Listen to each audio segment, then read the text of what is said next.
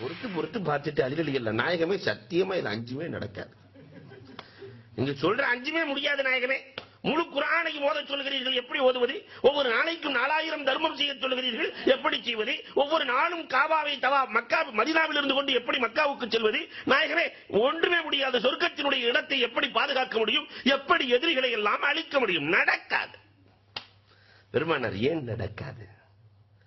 உறங்குவதற்கு முன்னால் 3 முறை குல்ஹு அல்லாஹுவை ஓதிக்கொள், முழு குர்ஆனையும் ஓதிய நன்மை கிடைத்து விடும். அலையே 3 முறை பெட்ரூம்ல எழுதி வச்சுக்கங்க. இத போன உடனே எல்லாரும் பார்த்து இதை செய்யக்கூடிய வளமை வந்துவிட வேண்டும். 4 முறை சூரத்துல் ஃபாத்திஹாவை ஓதிக்கொள் அலியே, 4000 திர்ஹம் தர்மம் செய்த நன்மையை அல்லாஹ் கொடுத்து விடுவான் அலியே. 4 முறை. 4வது கலிமாவை 10 முறை ஓதிக்கொள் அலியே. 4வது கலிமாவை 10 முறை ஓதிக்கொள் அலியே. லா இலாஹ இல்லல்லாஹு வஹ்தஹு லா ஷரீக லஹ் லஹுல் முல்கு வ லஹுல் ஹம்த் பியதிஹில் கைர் வ ஹுவ அலா குல்லி ஷைஇன் கதீர். இன்னொரு ரிவாயத்துல யுஹ்யி வ யுமீத்து பியதிஹில் கைர் வ ஹுவ அலா குல்லி ஷைஇன் கதீர். 10 முறை ஓதிக்கொள். ஓதினால் காபத்துல்லாவை தவாப் செய்த நன்மை கிடைத்துவிடும். யாருக்கு ஹஜ் நசீப் இல்லையோ 4வது கலிமாவை ஓதிக்கொண்டே வந்தால் அனஸ் ரலியல்லாஹு அறிவிக்கிறார்கள், அல்லாஹ் அவரை ஹாஜியாக்காமல் மௌத்தாக்குவதில்லை. 4வது கலிமாவின் ஆற்றல் அலாதியானது. இதை 10 முறை ஓதாமல் உறங்காதே. அலியே உறங்குவதற்கு முன்னால் லா ஹவ்ல வலா குவத்த இல்லா பில்லா என்பதை ஓதிக்கொள். அதை 10 முறை நீ ஓதினால் சொர்க்கத்தில் உன் இடம் பாதுகாக்கப்படும் என்றார்கள். மந்திர சொற்களில் சிறந்த மந்திர சொல் லா ஹவ்ல வலா குவத்த இல்லா பில்லா. இந்த லா ஹவ்ல வலா குவத்தை பற்றி பெருமானார் சொல்லுகிற பொழுது இது கன்சுல் அர்ஷ், அர்ஷுக்கு கீழே கொடுக்கப்பட்ட வார்த்தை, எழுதப்பட்டிருந்த வார்த்தை. இதிலே 99 நோய்களுக்கு நிவாரணம் இருக்கிறது, அதில் குறைந்தது கவலை என்றார்கள் கண்மணி நாயகம் ஸல்லல்லாஹு அலைஹி வஸல்லம். அவுஃப் இப்னு மாலிக்குல் அஸ்ஜஇ ரலியல்லாஹு தஆலா வருகிறார்கள், என் பையனை காணல நாயகமே, என் பையனை காணவில்லை நாயகமே, அதற்கு என்ன செய்வது நாயகமே? பெருமானார் ஸல்லல்லாஹு அலைஹி வஸல்லம் சொன்னார்கள், லா ஹவ்ல வலா குவத்த ஓதிக்கோ. நேரா மனைவிட்ட போய் சொன்னாரு. பெருமானார்ட்ட போய் கேட்டேன், லா ஹவ்ல ஓதிக்க சொல்லிட்டாங்க. வீட்டுல 2 பேர் உட்கார்ந்து ஓதிக்கிட்டே இருக்காங்க லா ஹவ்ல வலா குவத்த. ஒரு சில தினங்கள் தான் ஆகிறது, 4-5 நாட்கள் ஆகிறது.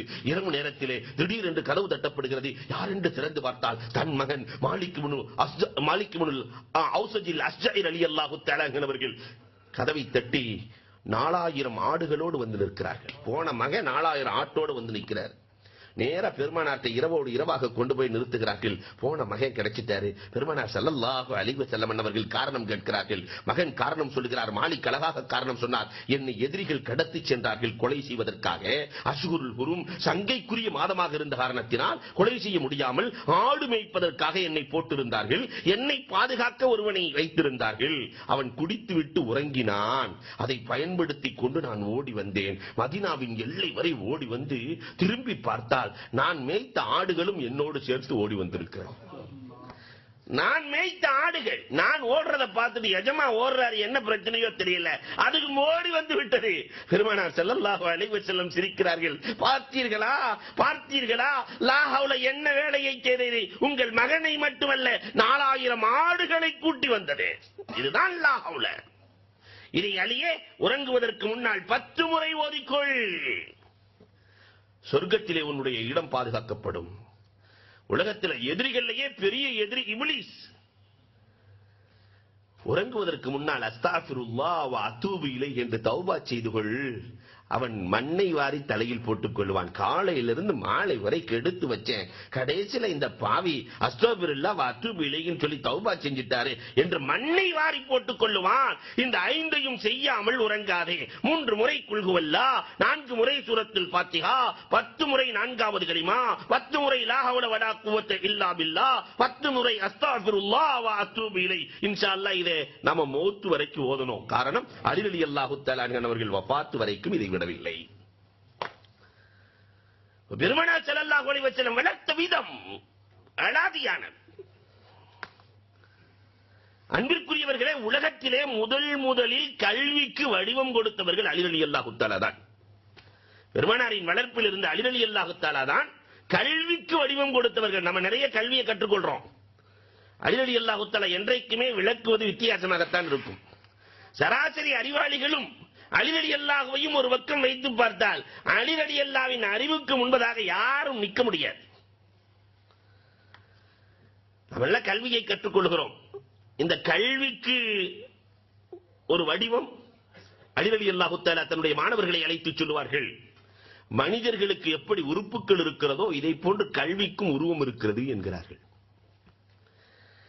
தலை இருக்கணும், கண் இருக்கணும், காது இருக்கணும், மூக்கு இருக்கணும், வாய் இருக்கணும், கை கால்கள் இருக்கணும், உள்ளம் இருக்க வேண்டும், ரூஹ் இருக்க வேண்டும். இதெல்லாம் இருந்தால் தான் மனிதன்.